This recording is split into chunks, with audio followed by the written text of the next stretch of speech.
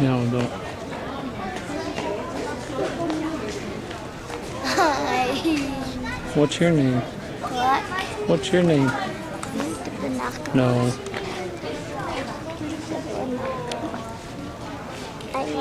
Stop for a minute.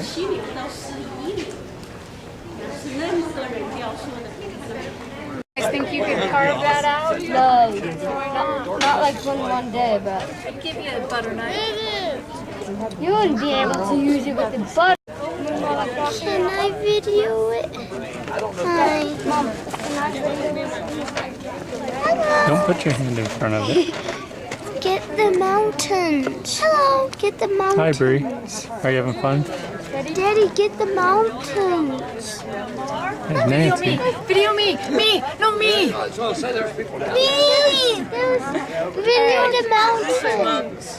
There's Grandma. Video the mountains. How are you, Grandma? There's George Washington, And who else? Mr. Lincoln, Teddy Bear, Roosevelt, and Hey, this is where they have the fire.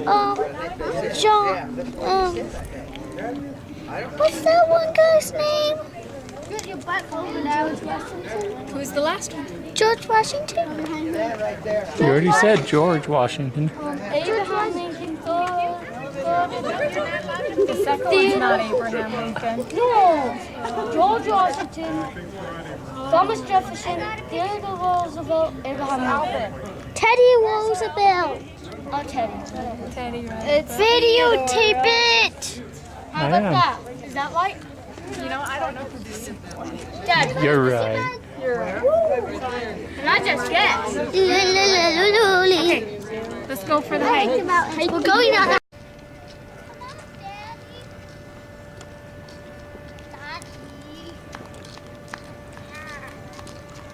Where are we going? On a walk. On a walk. Why? Because. Because why? So we can look up and around and on a hike. On a hike, huh? Yeah. So are you a boy? No. Are you a tomboy? Yeah. Yeah. So you got short hair? Yeah. Why'd you get short hair? Because I wanted it for the summer. You wanted it for the summer, huh? If it goes long, I'm just gonna cut it. Yeah? You like it short? Yeah. Good. It feels good. Feels good, huh? I'll bet you like it because you don't have to get rats in your hair. Uh-huh. Uh-huh. Well, good. Where'd everybody go? They're over there, up there. What are they doing up there? Yes. Whoa. Kicking Mommy and Alex. What? There's Abraham Lincoln. Do you got Abraham Lincoln and that other guy? Go ahead, Brooke. Indians live in those teepees. Do they still live in those? No. Yes. Where do they live? They live in there. Right now? There's a family of Indians in those teepees? No. No. They probably live in houses now. No. They still live in teepees. But they're out, like, our eyes full with, like, stone and out hunting. All those pictures we looked at back there, Yeah. eyes being carved into them. Let's go. Come on. Hi. Hey, Dad. What are you guys doing? Oh, gold! I want this gold. There's gold in here. No, I see some silver. There's silver. That's Silver. gold in there. Diamonds. Silver. Morning. Come on. Who's up there? Abraham. No, Teddy Roosevelt. No, I didn't say that. What? There's two visitor centers. Who is that? Brooke. There's two I know, visitor you're centers. Brooke. So who was up there, the pictures? The sculpture? We're Teddy done. Roosevelt. Teddy Roosevelt. Okay, scoot together. Look at me. Say, I love you. I love you. Okay, are you ready now? Okay, look at me. Alex, scoot in there, please. Okay. You ready now? Say, I love you. I love you. Say, I love my pigs. I love my kids. Can you look at me? Brianne, we already had this talk. Okay? Look at me and say cheese. Cheese. There. Mom, I gotta take one of your then. No, I can't do. I can have them. I get to hold that. Nope. I get to hold. You see? That's the amphitheater facing Mount Rushmore.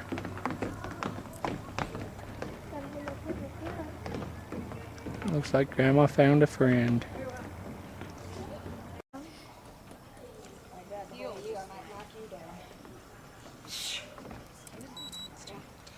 What?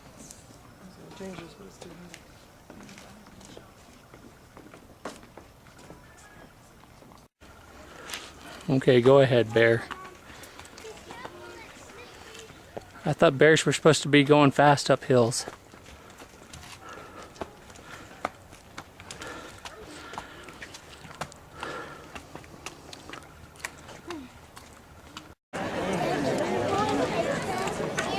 Was that your new camera?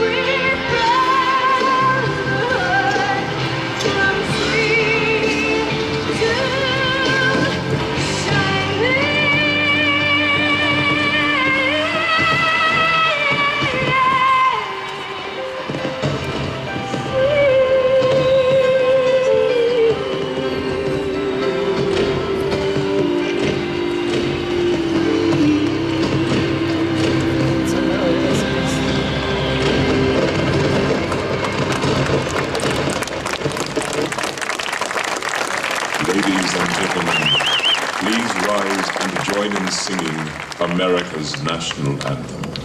Oh, say can you see my nursery light?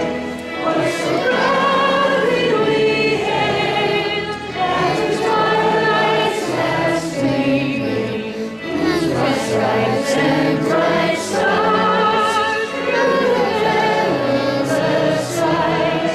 For the ramparts we watched, with gallantly streaming.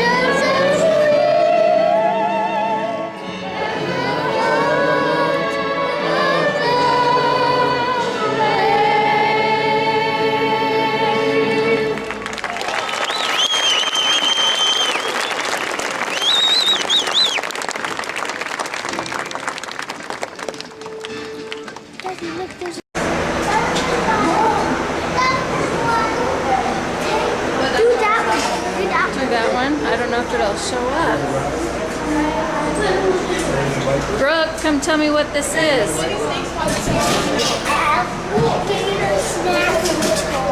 Alligator snapping turtle.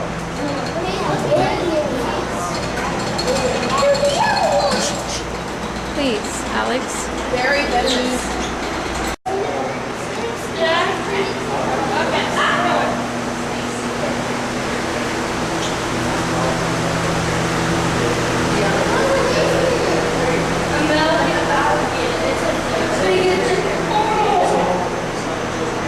What?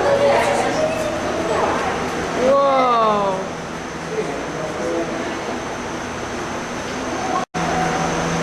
How many different kinds there are? What is it? It's an American. Gus is the largest gator ever exhibited.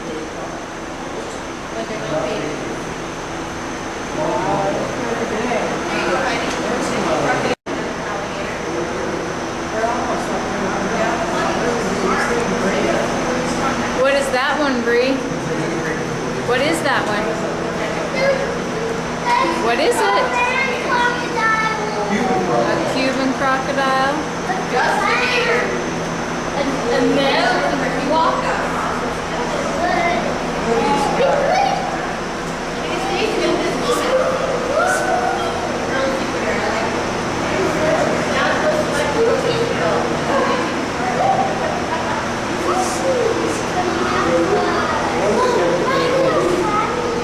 Actually, spotted by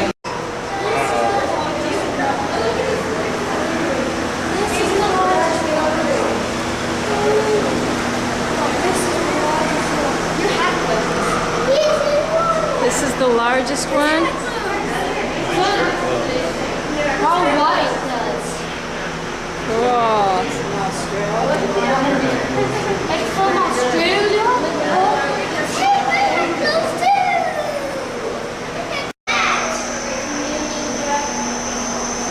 He's looking at me. He's looking at me. Oh, it's gonna eat you. Look, Daddy, look how big this one is. Hey, Mom, this is.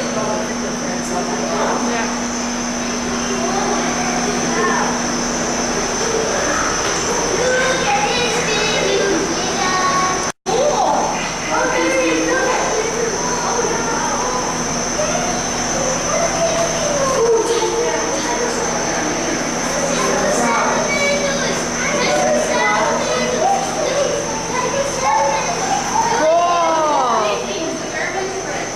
Look at this chubby fox.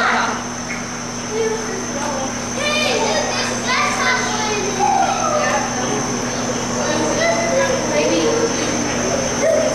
Is this big fox might eat the grasshopper? Look, there's another one here. And these are twins and look at these big ones. What are they? That's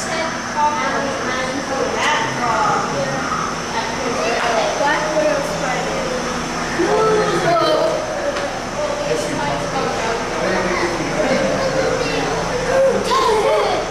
Tiger Wall.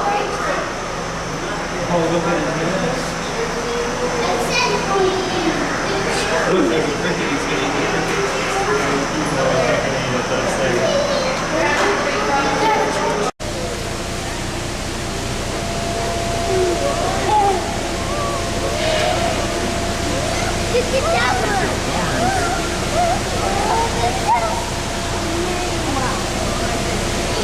What's in here? There's a dog there.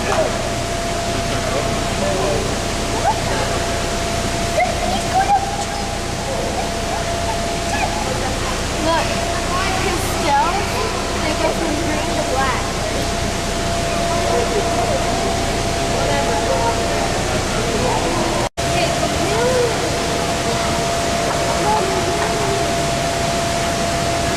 Hey, Alex, come over here with them.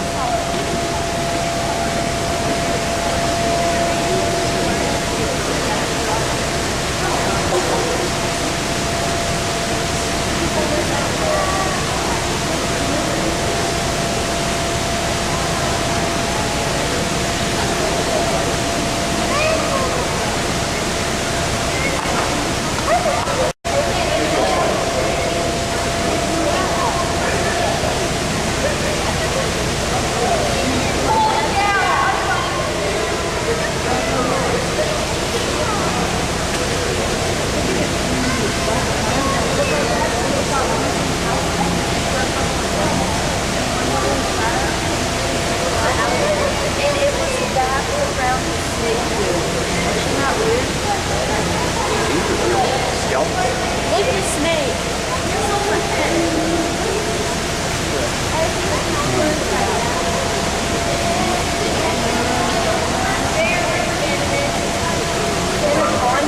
There's an anaconda.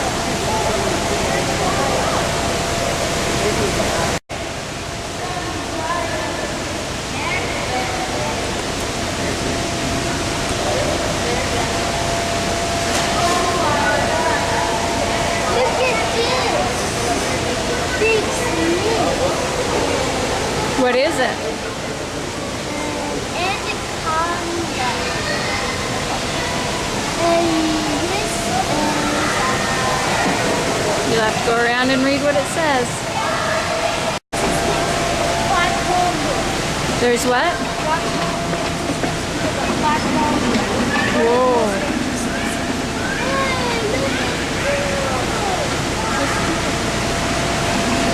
Hey, he's coming after us. He's coming after us.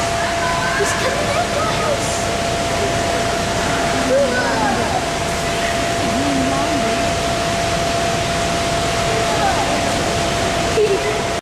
What is that one? What is that one? Cool.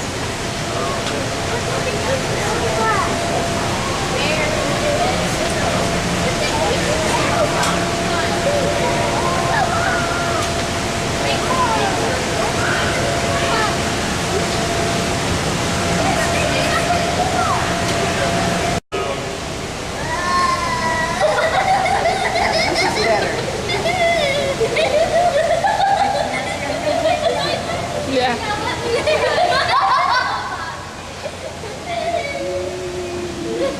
Oh, you got a big head.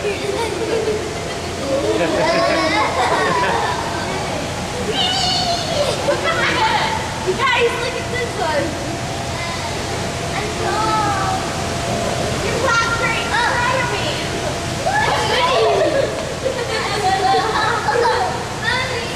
Harmless variety native to Central and South America. He's commonly known as a black-tailed crebo. Now, a lot of people think snakes are kind of cold and slimy. While they are cold-blooded, as I said, that only means they take on the temperature of the surrounding air, not that they're always going to be cold with the touch. As to his being slimy, there's really no reason for him to be, so they're not. Some snakes like this snake do have kind of smooth, shiny scales that from a distance might have a slimy appearance. You can have other snakes like rattlesnakes that have large ridges down the center of each scale that actually look and feel pretty abrasive to the touch. You guys will see his face here.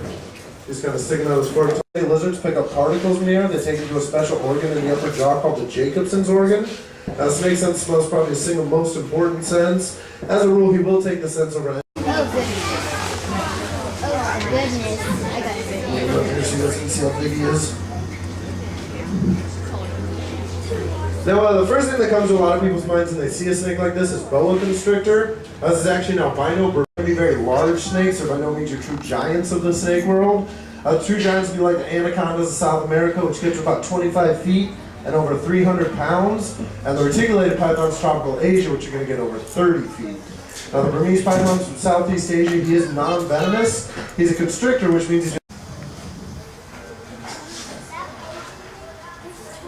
Alright, now your venomous snakes are divided into 3 different groups. The most primitive are what we call rear-fanged snakes. This is a mangrove snake. He is an example of a rear-fanged venomous snake.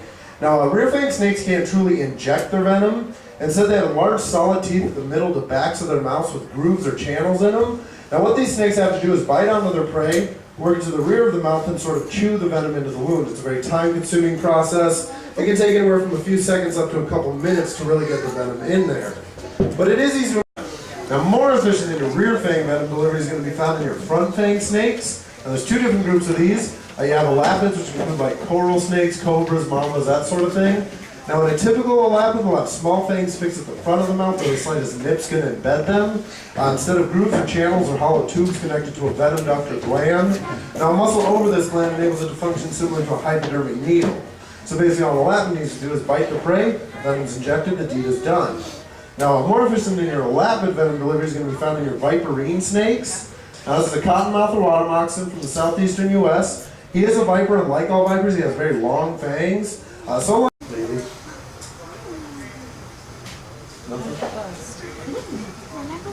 See, when they ignore me like this, that's usually a pretty good indication that it's a female.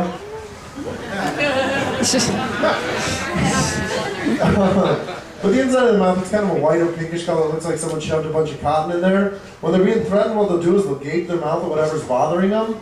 The contrast of the white mouth against the dark skin is supposed to scare off predators. That doesn't work. It'll actually start to mimic a rattlesnake. He'll shake his tail as fast as he can. If he's in any sort of dead leaves, anything like that, he was almost identical to a rattlesnake. Now, as far as the water moccasin goes, since most of their prey is found in or near the water, they're usually found in or near the water. They'll eat fish, frogs, toads, salamanders, even up to baby alligators sometimes.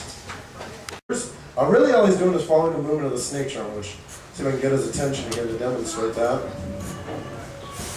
Just keep turning away from me. Yeah. Now, a lot of people ask, how does that snake charm get so close to that cobra without ever actually getting bit? Well, cobra strike is a forward and downward motion. It is relatively slow. An alert person could get within striking distance of that snake, allow him to strike, still pull away and avoid being bitten. As a part of the show, I need a young volunteer from the audience to come up and demonstrate this. You really want to do that? Come put your hand in front of the cobra, pull it away. You sure? You know, no. We have to take him out to demonstrate it. That was probably smart. I wasn't gonna let you do it anyway. Now, probably the most familiar characteristic of the cobra is going to be the hood. Now, the hood's formed by erecting elongated ribs in his neck. It's basically just his way of appearing larger, more like that cottonmouth was. So you can tell he's a pretty friendly snake. He's wagging his tail for everybody. Now, these snakes are pretty easily identifiable by that unique tail appendage, the rattle. A lot of people will say, you go to that snake, count the number of segments on his rattle, it's going to tell you the age of the snake. Now, the problem with this is they get a new segment each time they shed, which would be from 1 to 12 times per year. It's also made of the same stuff as your fingernails. It's called keratin. It does break off relatively easily. So, you may have a 2-year-old snake with 2 segments on his rattle. You may have a 2-year-old snake with 10 segments on his rattle. So it's not really an accurate way of knowing. There we go. Now, I lost my train of thought there. Now, let me get a little agitated here. Now, you guys want to hear more agitated? All right. Now, who knows what to do when you hear that sound? Run. Run? Problem with running, you hear that noise, immediately take off running, you are going to run the risk of running right over that snake. Now he's not going to like that. Odds are pretty good you're not going to like the end result either. Now the smart move is not to move, locate the snake, get to a distance where you feel comfortable. It could be 5 or 6 feet, it could be 5 or 6 miles. It's really whatever you prefer. Now, say you come across one of these snakes, you want to try and catch or kill that snake. While it is fine, you can't really blame the snake for what happens next. More people eat your arbit and trying to catch and kill these snakes than by simply leaving them alone. And a lot of people come out here and say, prairie rattlesnake followed them home, sat on their doorstep for 3 days waiting for them to come out. It's pretty simply not true. They want nothing to do with humans. They will avoid us at all costs. So we do recommend, as long as they're not around, obviously your children, your animals, anything like that, you just let them be. Now, I want to share some funny statistics I've heard with you guys. They say that most snake bites on women are accidental. They can tell this because they'll be on like the feet, the ankles, that sort of thing. Like the one that just kind of walked up on the snake, got bit. Whereas on men, you can start seeing more and more bites on the upper extremities, the hands, the forearms, that sort of thing. Now the age group almost always getting bit is males aged 17 to 25, oddly enough. And alcohol is almost always a factor. So, word of warning. If you come across a drunken rattlesnake, leave them alone. They tend to be a lot more aggressive. That's my best joke. I do want to end on kind of a serious note here, though. We come up here, we try to be entertaining, educational, everything, but we are working with things that could put us in the hospital or worse. And there's a lot of people that are genuinely concerned for our safety up here. And we'd like to reassure people, we're trained by some of the best snake handlers anywhere. It's a very rigorous training process. I'll just give you kind of an example, kind of a cool trick they teach us. Now say I'm over here talking to you guys, I have a snake up at my feet, right?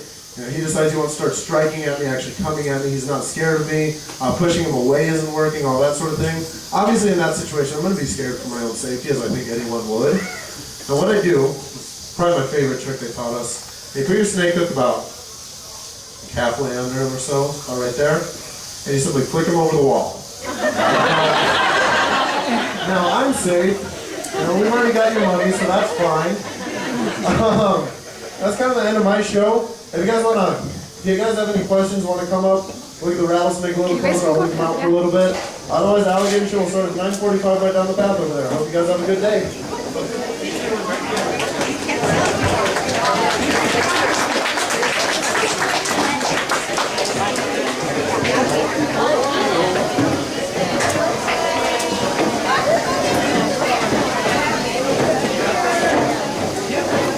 What did you think? It was cool. What did you like about it? The boat. You gotta hold still so I can. There. What did you like? The what? The boa constrictor. Ashley, what did you like? Oh. Alex, what did you like? So far? What did you like about the show? His jokes. His jokes.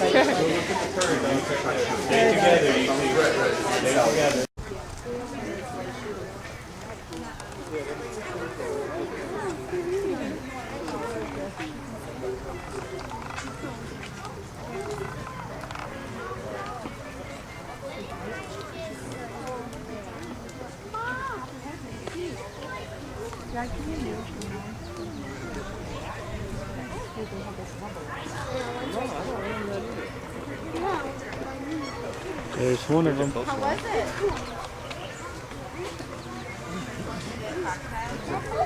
Let's go back. That was the one I saw. Look at that little everyone moving over there. He's huge. Oh no, that's the one I saw.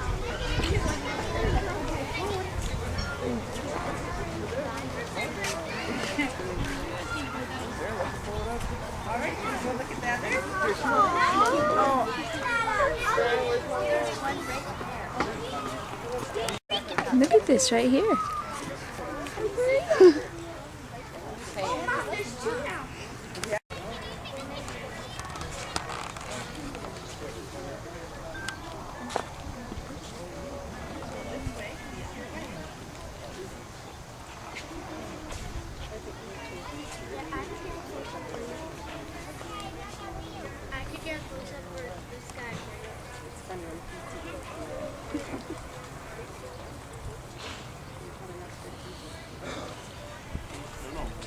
Those are some fat curry. Just a minute, bud. I can go with them. Then you go up one more. Up. Go back. Go back. Back. Back. Back. You stand there. Hey, there's somebody.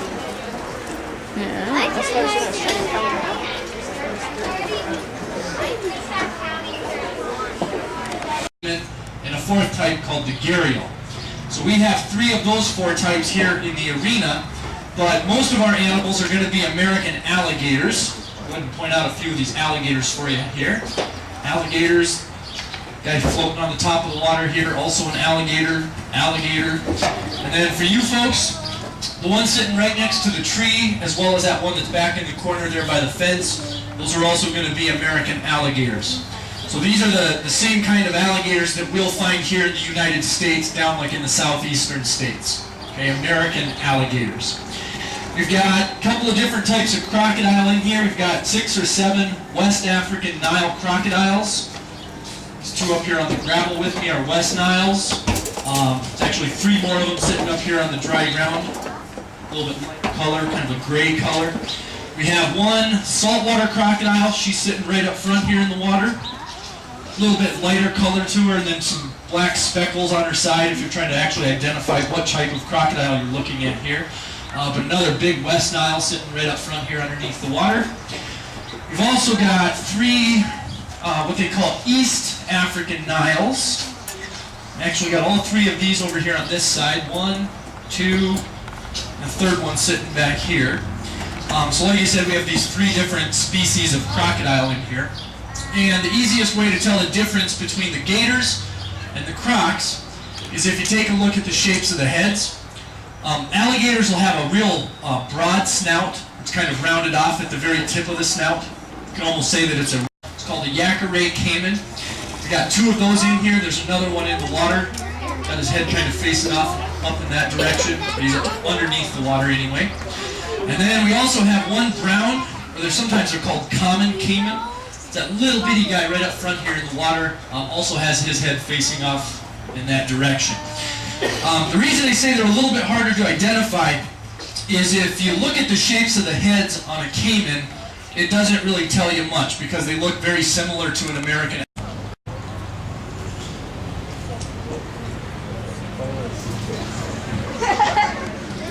You're not even trying.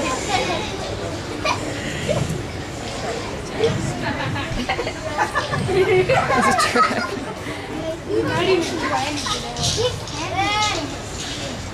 Alright, give me a little heave-ho here. Watch him.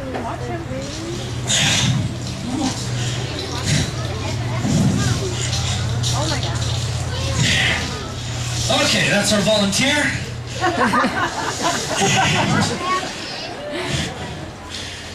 Get him up here a little to the center of the stage. I think he knows what's going on here too. Alright, we're going to start off on his back. Easy enough. We'll give him a minute to catch his breath. You sound like that guy that calls you in the middle of the night. I'm the only one that gets that call. Okay. Alright, the reason we start off on their back, the animals in this enclosure are still small enough to where we can try and use my weight to limit how much they can move. That's of course why we want to start off on top of their back. And it's actually pretty easy to approach them from the tail and climb on their back. They have a limited field of vision because of where the eyes are situated on the top of their head. You can only see what's off to their sides, and then there's a little bit of space up here above them that they can also see. But there's a big blind spot right behind them, so when you're approaching them from the tail, in essence, you're sneaking up on the alligator. That's what allows us to climb on their back without too much of a problem. When you land, or when you jump on, your little landing area is right here on the back. You want to get your knees up in his armpits, and you want your hands to land up here on the neck. And you want to make sure that no part of your body overshoots this little target area, okay? For obvious reasons. Alright, so we got here, and then I said we want to get our knees up here in the armpits. You also want to try and get your feet kind of curled in behind the alligator's hind legs. What this is going to do is prevents the alligator from standing up and then backing out from underneath me. I'll let you guys figure out why we don't want him to do that. That lady figured that one out quite quickly. The other thing you might notice from time to time is, this one hasn't been too bad yet, but if we get one out here that doesn't want to sit still, like a lot of times when you jump on their back, they'll stand up and they'll start walking away with us on their back. Want me to pose? Anyway, if we get one out here that doesn't want to sit still, the preferred technique for calming these animals down is you cover up their eyes. Nobody knows exactly why this works. The original theory was that since alligators have a brain about the size of a walnut, when you cover up their eyes, they can't see the daylight, and they eventually think that they're dead. Now that may or may not be true, but it does tend to calm them down just a little bit when you cover up the eyes. So if you notice that I'm doing that from time to time, throughout the program, that is the reason why. Okay? Calms them down, makes it a little bit easier to work with. Now, the next thing we want to do is get a hold of the mouth. A couple of different ways to do this, but the safest method, you'll start your hands on the neck, and then just slowly slide your hands up around the mouth. You force the... He's talking to you. You force those jaws shut as you work your hands up around the mouth. The other method, though, is a little bit sneakier. And if you remember how I told you they have that big blind spot right behind them? Well, they have another blind spot that's right in front of them. So as long as I don't pull my hand off to the side too far, you can reach over the front and then just grab that lower jaw, bring that up to the top jaw, and you'll get the same effect. Either method you use, once you get a firm grip on the mouth, you want to... Right here, we'll see if we can get a little bit louder sound from him. I missed. That's good enough for me. Should give you an idea how quick the mouth can get closed and possibly how much power is actually in those jaws. If you do that wrong, what are you doing?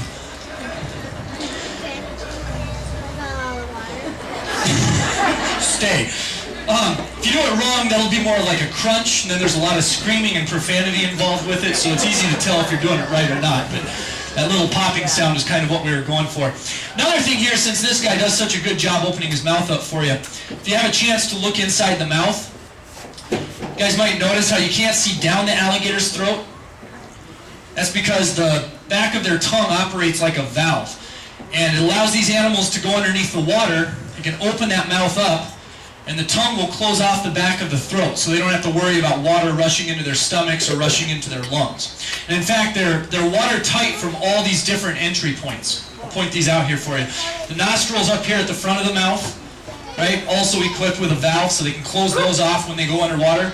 And they do have, they're formed, or they're built with that little valve on them as well, so no water gets in. They're very well adapted for an aquatic or semi-aquatic life. Got a buffet line over here for me.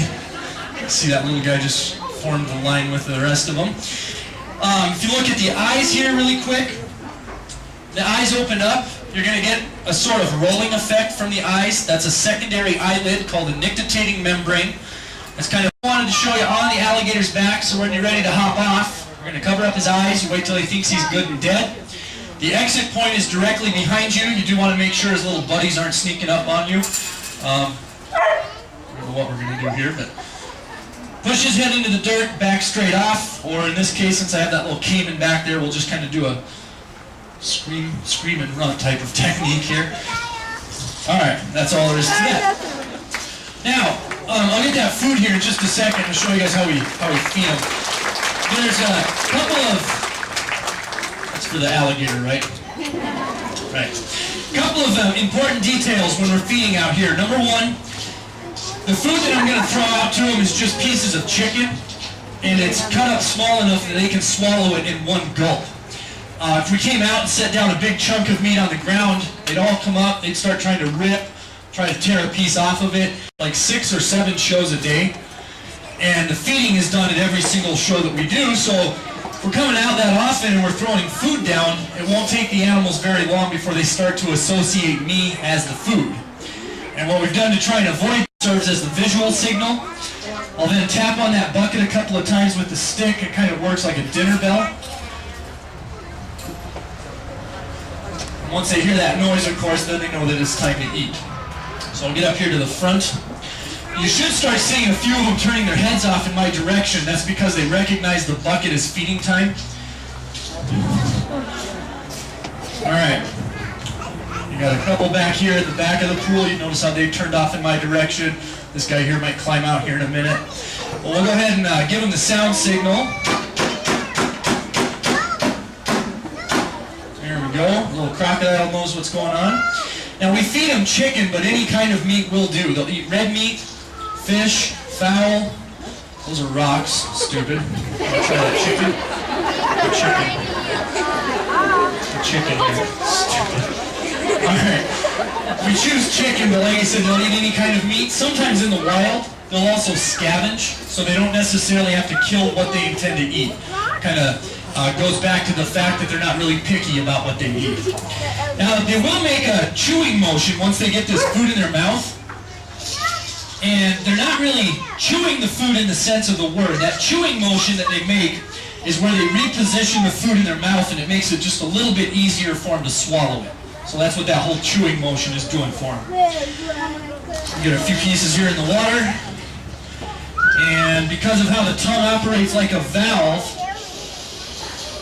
they can't swallow while they're underwater. So you're going to see them bring their heads up, tilt their head back, and then just let the food slide on down into their stomach. So like I said, they can open their mouth up underwater, and the tongue closes off the back of the throat, but they unfortunately cannot swallow. Yeah, 2 pieces left here. Toss them up here on the ground. I'll show you how they eat up here. It's a vicious crocodile. You go to pick food up off of the ground, it can be kind of tricky for them. Their mouth is too long, and their neck is too short and muscular to lunge straight forward. Pick stuff up with the front of their face, so you'll see them kind of twist or roll their heads off to the sides when they go to pick that food up. they also have a hard time seeing it once it hits the ground like that because of that limited field of vision. So when it hits the ground, falls out of their line of sight, they'll start dragging their chins across the ground. And of course, once they feel the chicken, they'll pick it up, they'll go ahead and consume it, but it does take them a while to find it sometimes once it hits the ground like that. Let's see if I can help you guys here. It's right here. There you go. All right. Now, you guys probably noticed here, we don't feed them all during the one show. We only feed out like 6 or 7 pieces of food at every show. And it's not a big deal if they don't get fed during this one program, because one of the advantages to being cold-blooded is that they have a really, they're actually designed for that with that slow metabolism, different nervous system, the cold-blooded factor, all of that kind of plays into it. All right, so don't be concerned if some of them didn't get fed during the show. If they're really hungry, they have to wait a few hours till the next show, but they always know where the food is at. And obviously, they didn't have to put in a lot of effort to get the food, so it's not a big deal if they don't get fed today. Doesn't matter if they haven't been fed for a week or 2. And in fact, we don't even get that concerned if we notice some of them that haven't eaten for maybe a month or 2. Okay? Just like I said, it's actually quite common for them. All right, I got one last thing here. If you guys can hang tight for a second, I'm going to run back here and rinse that chicken goo. Whoa. What did you like?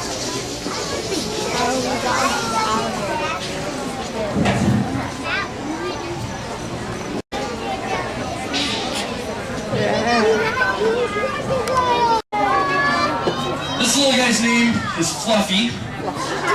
Fluffy is an American alligator, and we hatched him here at the gardens a little over 2 years ago. So you can tell that they are really slow-growing animals. But the neat thing with reptiles is that they grow their entire life, right? They don't ever hit an age or a certain size and then stop growing. And the average life expectancy for crocodilians is anywhere from about 60 to 100 years. So it's about the same as a human. Fluffy, as you can tell, has a lot of life left in him, and thus he has a lot of growing to do as well.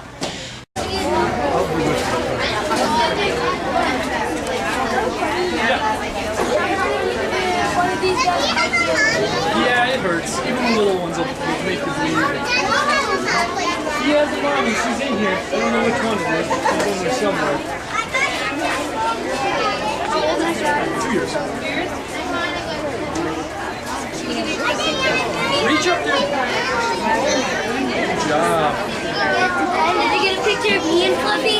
Tried, yeah. It's so I don't know what this is. Probably not. Yep, 2 years old. Go at me. What's it feel like? Brandon, come on. Much time, does he? Now, as far as that question goes of how wise are owls really, yeah, if any of you here ever have somebody come up to you and tell you that you are as wise as an owl, whatever you do, don't take it as a compliment, okay? Think about it for a second. Owls actually have very large eyes. Their eyes are so large, they take up 2/3 of the space in their entire skull.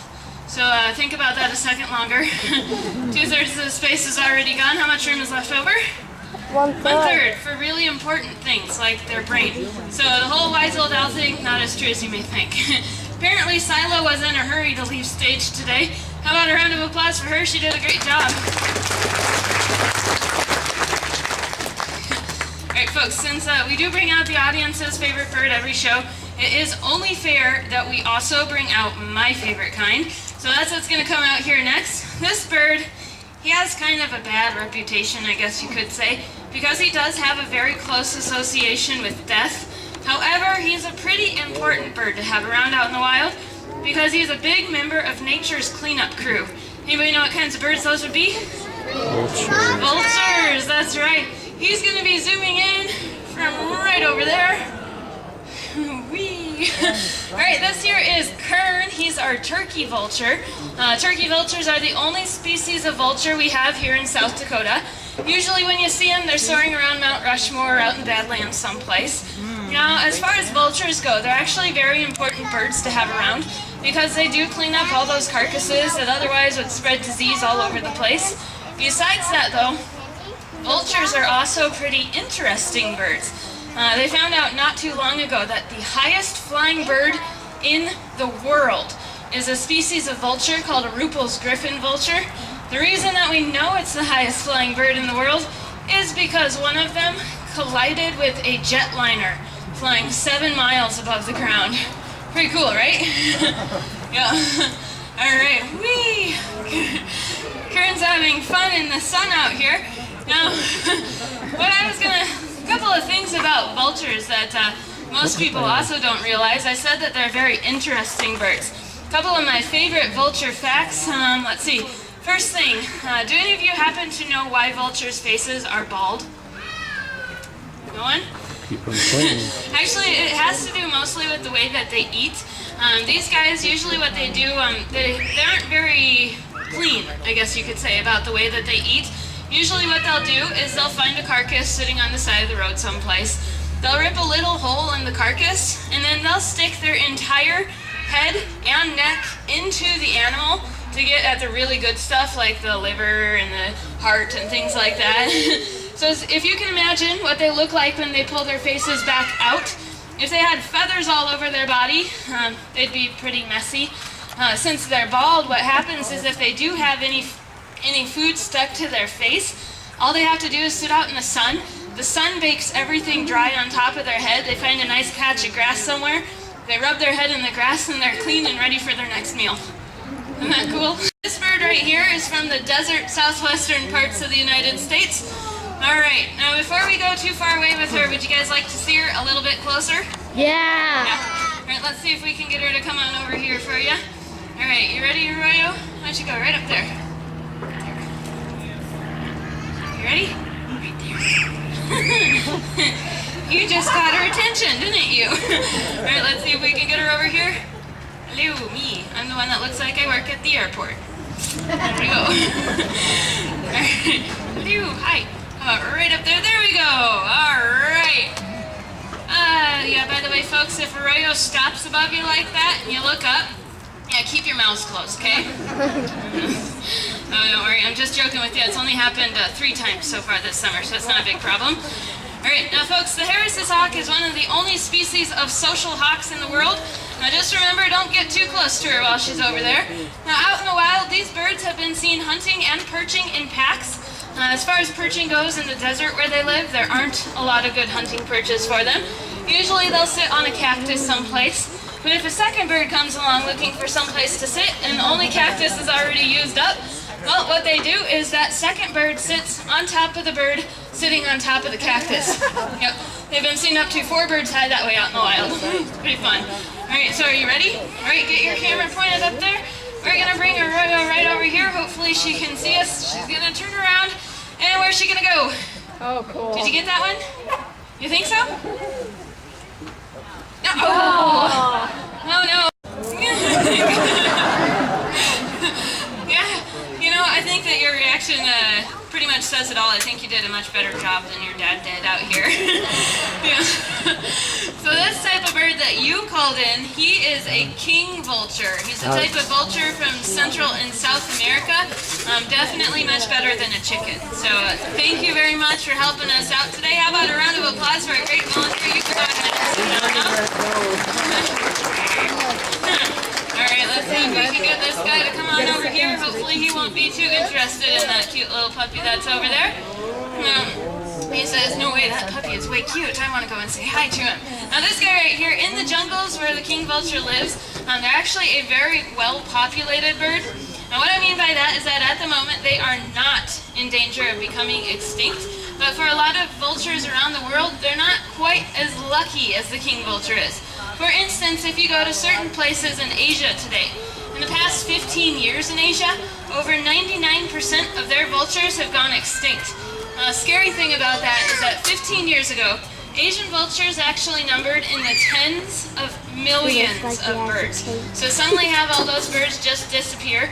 They are experiencing a lot of disease in animals and humans that they've never seen before. So it does kind of go to show just how important these sometimes slightly ugly little birds can actually be.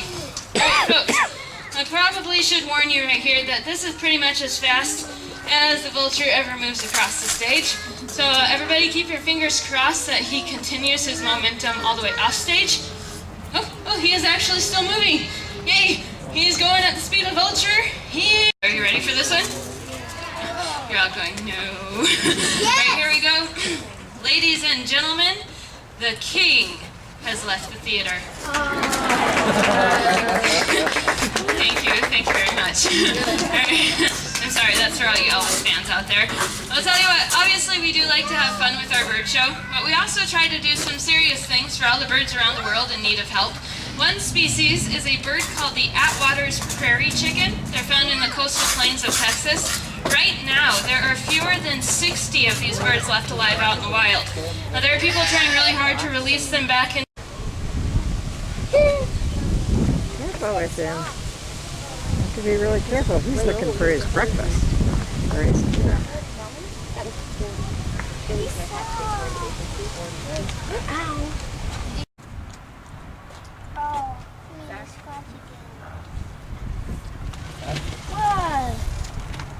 Did he move?